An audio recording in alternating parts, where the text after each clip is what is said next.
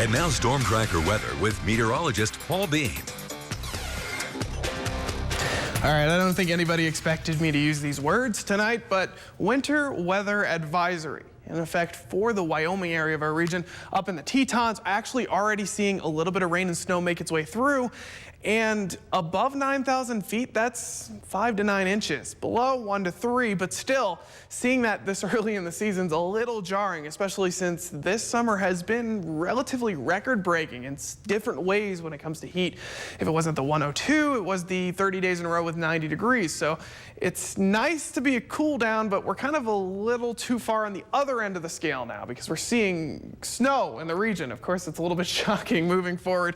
You'll see it pop up just very barely near Jackson. You can see a little bit of pink up in the mountains as well. That's going to continue through tonight. It's only going to get colder. We're only starting the night off right now. So that's going to get colder. A lot of that rain that's moving through already is going to turn into snow.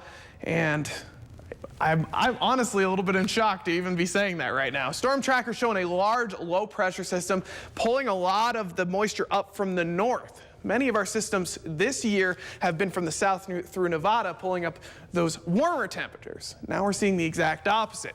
A lot of that moisture pulling down from the colder temperatures of Canada, pulling through, and almost everywhere is about 20 degrees lower than what you would expect to see in August. Future trackers showing that continue through tomorrow. So tomorrow expect to see more of that snow along in the mountain region, a little bit in the central mountains, but not as much as it transitions to rain in the back half of the day, and some scattered storms making their way through the Snake River Plain as well. So still seeing normal rain in the Snake River Plain. Just the higher up you go, you're more likely to see snow.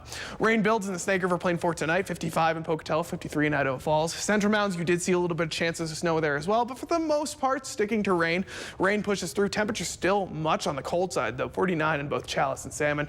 Then finally for the highlands in western Wyoming, 43 in Island Park, 45 in Jackson, but up in those clouds, much colder. So rain for some, but snow possible, especially if you're up in the 6,000 to 7,000 range, and especially if you're above 9,000 feet, because that's where you're seeing the heavier snow.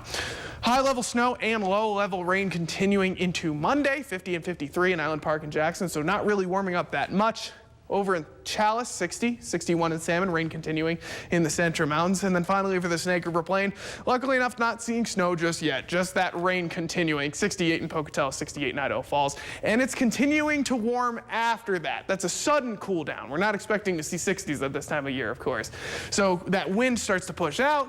We see it start to warm up again. We're back in the 80s within 2 days. So Wednesday, expect to be at 82. By the end of Friday and Saturday, it normalizes right around the mid-70s. So that cool down might have been a little bit sudden, but luckily enough, it's actually not sticking around for too long.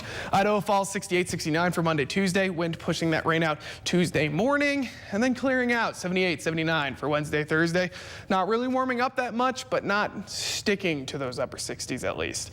Over in the Teton area, also seeing that snow. It's once again a shock to even be saying that, but 53 lows being below freezing at times, 33 on Monday, 31 on Tuesday. So that's why you're seeing a lot of that rain turn to snow, especially in the higher elevations. And finally, the central mountains, more so on the side of rain, but you could see a snow shower here and there Monday and Tuesday. Chances of rain and then clearing out, getting back into those upper 70s.